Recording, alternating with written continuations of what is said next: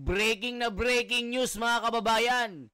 Sara Duterte, ginisa po ng mga congressman pero binaliktad ni Sara Duterte ang lamesa. Itong mga congressman na ito, nakakala mo malilinis. Pati itong kamag-anak ni Saldico na si Rinico, na ang gusto niya at yung plano niya, gisain si Sara Duterte, bumaliktad ang lamesa, mga kababayan. Si Rinico ang nagisa. Yari, parang ganito. Sino ka? Kaano-ano mo si Saldico? Di ba si Saldico ay tumakas na? Nag-abroad na, nagsakit-sakitan? Kamag-anak ka ba niya? Magsalita ka! Mga kababayan, parang ganun eh. Kasi mga kababayan, parang mali yung direksyon ng interrogation. Kung ano-ano mga tinatanong nila, pero yung puno nila, mga kababayan, saksakan ng korupsyon. Yung mga kongresong ito, o yung mga kongres na ito, karamihan sa kanila, dawit sa flood control. Ngayon po, ang plano nila, sirain ang araw ni Sara Duterte at gisain po nila. Bumaliktad ang sitwasyon. Si Sara Duterte, ginulpi ang mga ito, mga kababayan. Yan po ang ating balita. Ang mahinang nila lang dito, wag niyong panoorin ito kasi talagang gulpi sarado itong mga kongres na ito. Ito na pong balita, mga kababayan, hindi po binabalita. Tayo ang magbalita, hindi pinapakita. Tayo ang magpapakita. Ito na po, mga kababayan. Panoorin nyo po. Ng COA, December 30, yung mga 105 activities na inilunsad dun sa mga dinisilaw na activities ay nangyari between December 13 to December 31. And yet, sa mga nakaraang hearing ay napag-alaman po na December 20 pa po na ilabas ang SARO at na-withdraw yung 125 million. Kaya nga sinasabing nagastos ito in 11 days from December 20 to December 31. So ang tanong lang po natin, ano po ang paliwanag doon sa nakapamahagi na kayo ng mga sinasabing reward money noong December 13 pa lamang, samantalang hindi pa po lumalabas ang pera ng confidential funds. Pwede po bang may paliwanag yon? Madam Chair, this is the subject of an impeachment trial, and I would not like to discuss the defense for the impeachment trial. Representative Chair, Pino, wala please naman pong- proceed with the next question. Madam Chair, I would just like to note na wala pong impeachment trial sa kasalukuyan, Madam Chair. In fact, it is archived in the Senate. No? Okay, so next question na po. No?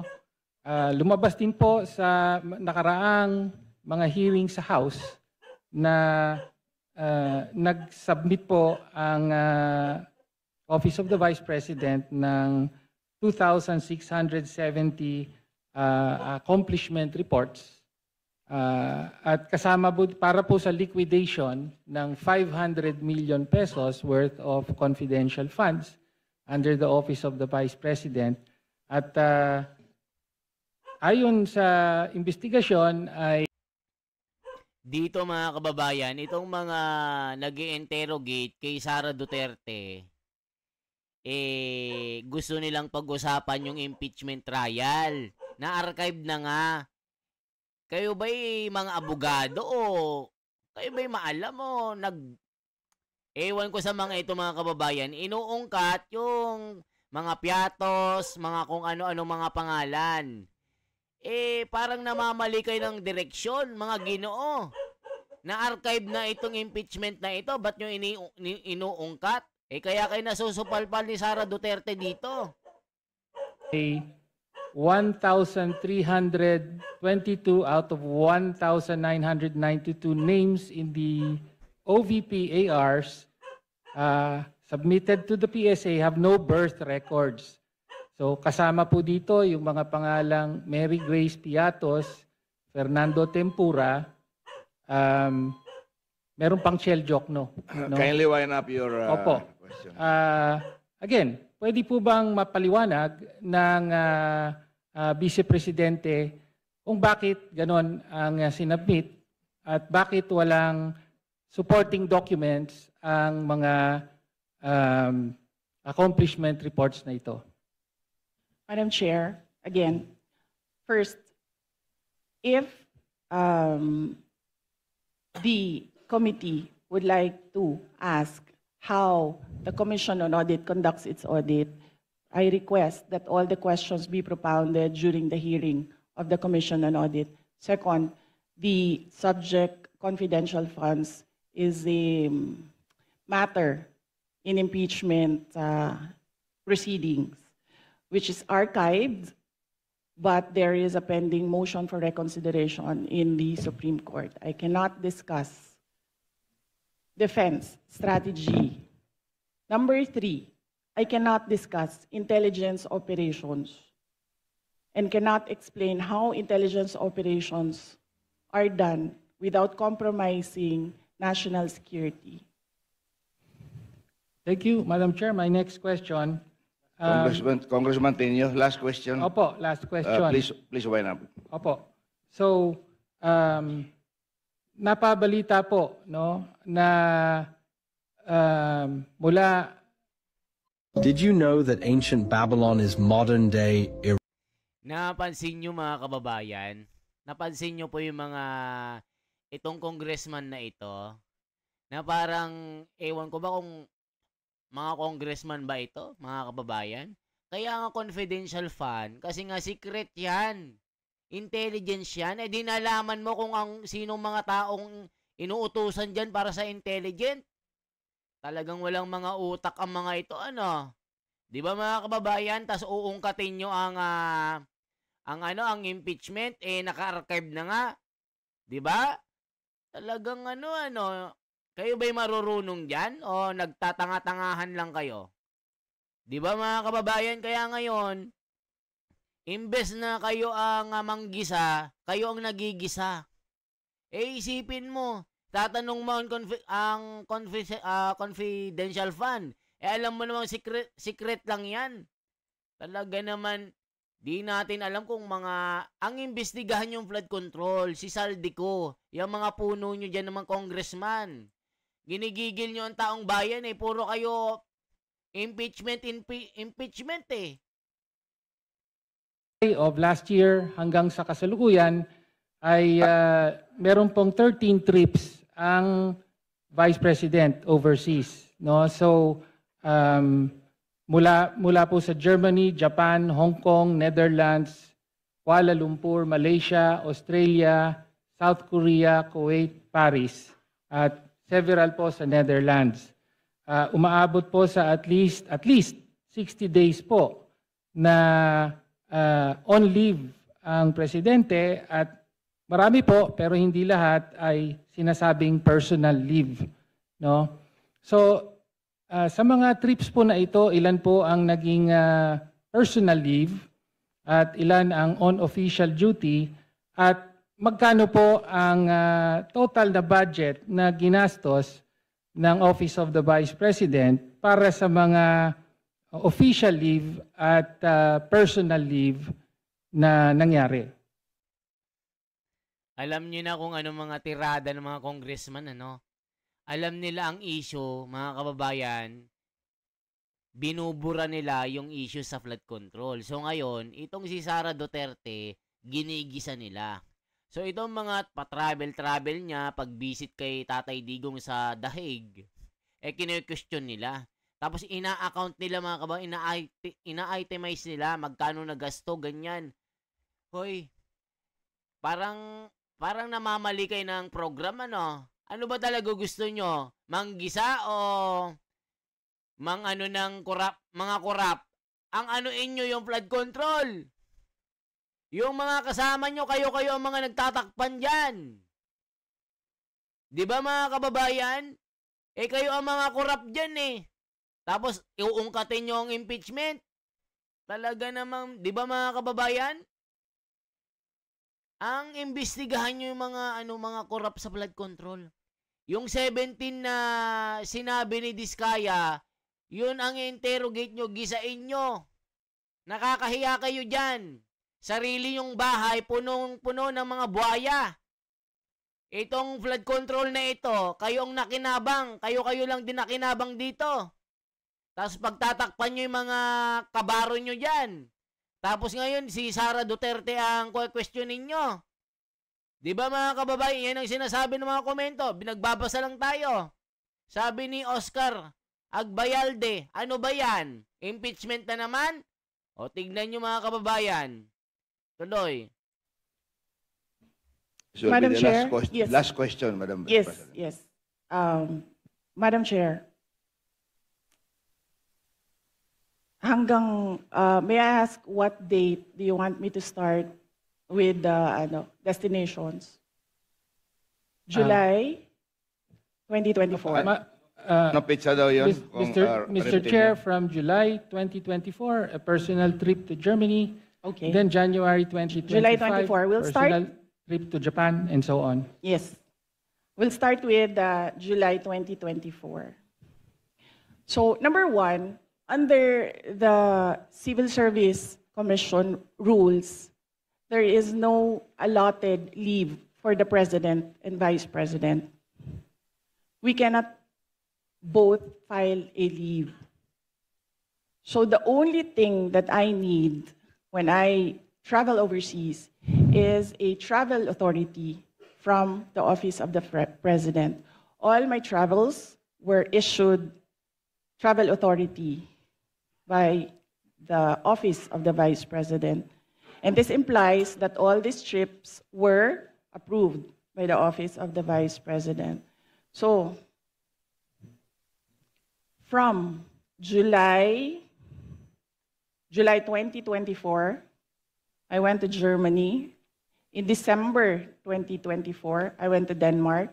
In January 2025, I went to Japan. In the third and fourth week of January, I went back to Japan. In February,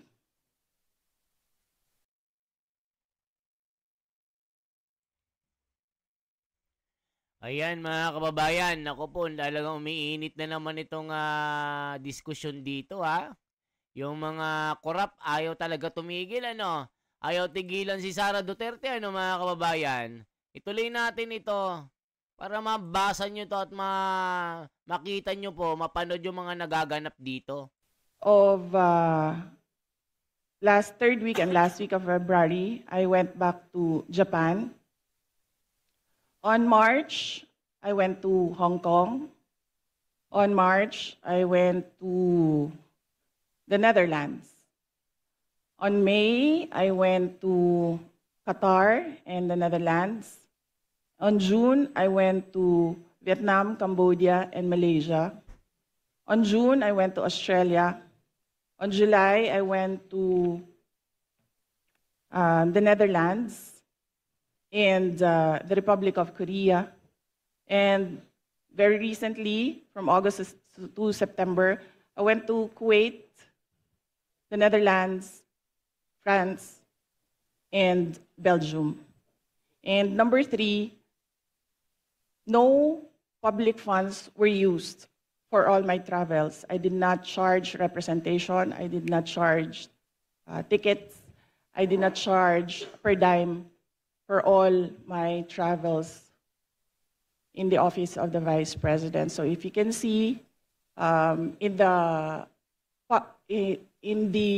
breakdown of the budget of travel for Office of the Vice President, you can see that there was a zero amount for the Vice President. Thank you, ma'am. Madam Chair, Parliamentary inquiry.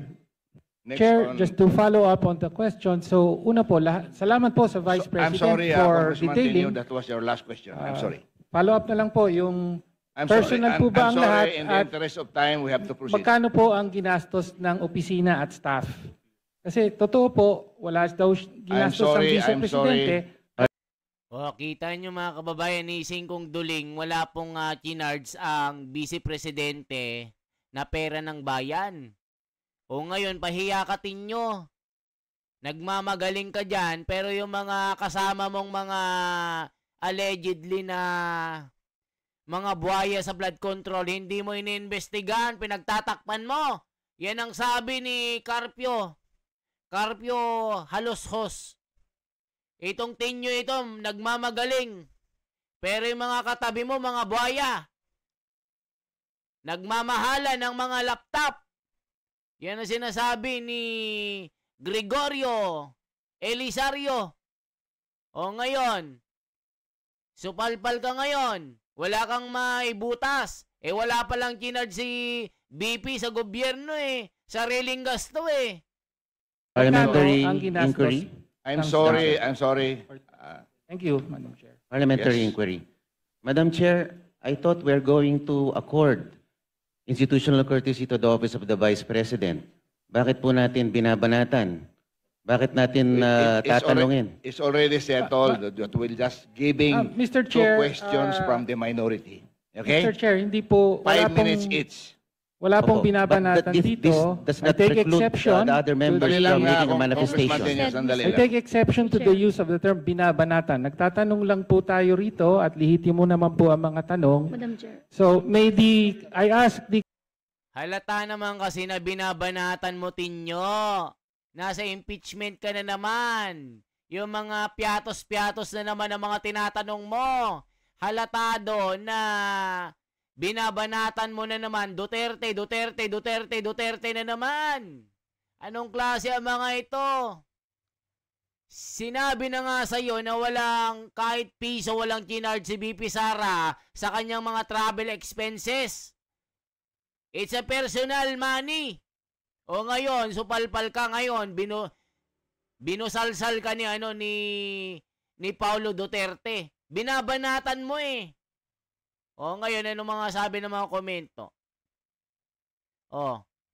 Salamat sa tapang mo, Inday Sara, ang aming future president. Gusto nang maging presidente si Sara. Paktay kayo pag siya na ang tatawag sa inyo para imbestigahan kayo nasa House of Representatives, yari kayo. BP Inday, Sara, mag-ingat po kayo palagi. Support, protect Sara. Next president, ang galing talaga ni BP Sara. Kung sumagot, matalino, maganda pa. Magaling sila mag-imbestiga kay BP Sara, pero yung sarili nila, hindi nila imbestigahan. Mga kurakot, buhaya sila. Tignan nyo mga kababayan. Ang gagaling mag-imbestiga, pero yung sarili, hindi imbestigahan. Iba sumagot kapag hindi guilty. Nakaka-proud ang next president. Flood control, imbestigahan nyo, HOR. Mga demonyo kayo, sabi ni Mirna Chimar. Ito na tayo ngayon, ang komunista na ang nag-iimbestiga sa vice-presidente. May pumalit kay Castro at Raul, Sara. May pumalit kay Castro at Raul. Ako, yari mga kababayan. Tinyo, pagkatapos mo kay BP, sinasaldi ko at tropa ang tanungin mo kung nasaan na ang pera ng kaban ng bayan. Tingnan nyo mga kababayan. Binabanatan kasi ni Tinyo itong si Sara Duterte. Mamaya natin ipapakita itong si Rinico.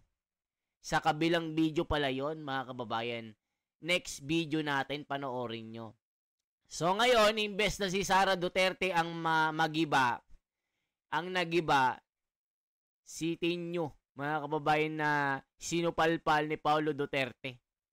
Ano masasabi nyo dito? Nising kong duling, walang ginasto si Sara Duterte sa travel expenses niya. Zero budget. Ngayon, angal pa kayo? Mga kababayan, ang layo ng direksyon nila, ang flood control, ang issue, billion ang ginasto or billion ang kinurap ng mga buhaya dito sa Kongreso, na kickback nila, ang dami nila dyan, anong ginagawa nila, pinagtatakpan nyo. Diba mga kababayan? Mag-react po kayo. Yan lamang po ang aking bahagi. Salamat po. Isang like, isang share po at isang subscribe.